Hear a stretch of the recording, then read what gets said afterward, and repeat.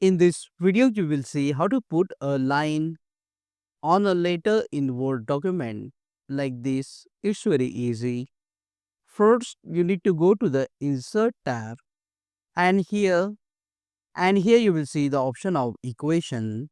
Just click on this symbol and you will see this blue box. First, you need to go to the Ascent option under the equation tab and here you will see the option of bar and here you will see one more option, overbar.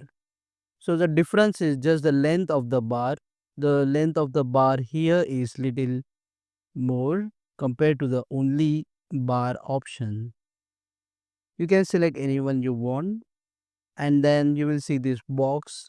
Just type the letter inside the box. Now this letter will be in italics, so you need to select it using a mouse or a keyboard, and under the equation tab just click on AB text option to remove the italics, and then you can click inside the document. Click on that like button, comment below and let me know if this video solved your problem. And don't forget to check out these useful videos if you want to learn more about Microsoft Word quickly. See you again in the next one.